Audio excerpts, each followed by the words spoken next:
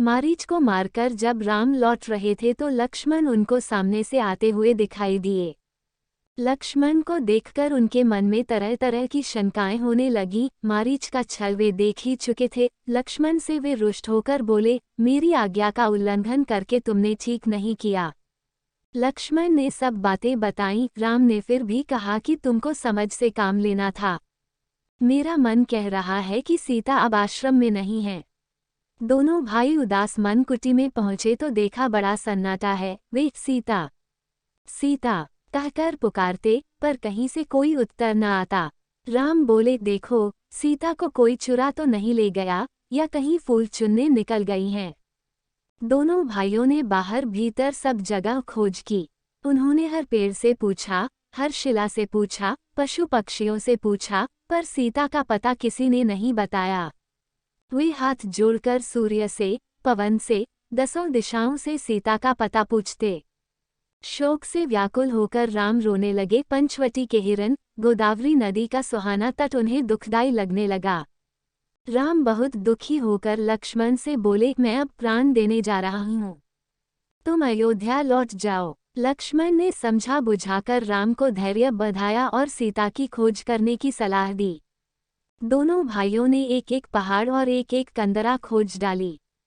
खोजते खोजते वे दक्षिण की ओर बढ़ने लगे। वे कुछ ही दूर गए होंगे कि उन्हें सीता के पैरों के निशान दिखाई दिए। टूटा हुआ कवच और धनुष भी उन्होंने देखा। एक आकाशयान भी टूटा हुआ था। लगता था वहां कोई युद्ध हुआ है। तभी उन्हें खून से लथपथ जटायु दिख पड़ा। जटायु ने भी राम को देख लिया। उसके मुंह से रुधिर गिर रहा था, फिर भी वो हिम्मत करके बोला, तुम जिस देवी की खोज कर रहे हो, उसे लंका का राजा रावण हर ले गया है।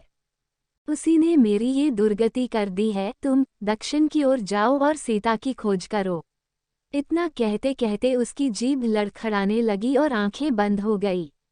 राम ने धनुष बाण फेंककर गिद्धराज को गोदी में उठा लिया और उसके लिए बिलाप करने लगे। उन्होंने लक्ष्मण से कहा, देखो, इस पक्षी ने भी हमारे लिए प्राण दे दिए। ये संत है, हमारे पिता का मित्र भी है। तुम वन से लकड़ियां बीन लाओ, मैं इसका दाह संस्कार करूंगा। तब सक्रोध निसिचक खिसियाना, कड़ेसी परम कराल कृपाना, काटेसी पंख पराखग धरनी, सुमिरी राम करी अद्भुत करनी। जटायु को जलांजलि देकर राम लक्ष्मण एक घने जंगल में पहुंचे। सामने देखा तो कबंध नाम का एक बहुत बड़ा दानव उनकी रास्ता रोके खड़ा था। उसका पेट बहुत बड़ा था, सिर था ही नहीं।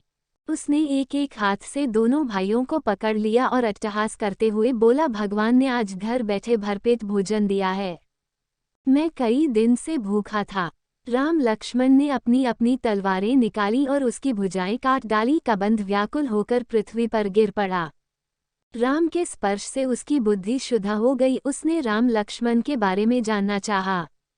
राम ने उसे अपने बारे में सब बताया। कबंध बोला, मेरा दाह संस्कार कर दे तो बड़ी कृपा होगी। उसने ये भी कहा कि सीता के बारे में मुझे कुछ मालूम तो नहीं है, परंतु मैं एक उपाय बताता हूँ।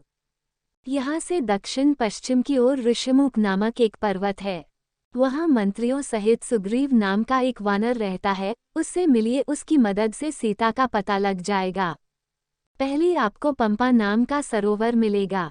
सरोवर के किनारे मतंग ऋषि का आश्रम है। आश्रम में ऋषि की शिष्या शबरी होगी, उससे भी मिले। कबंध मर गया। राम लक्ष्मण ने उसका दाह संस्कार कर दिया।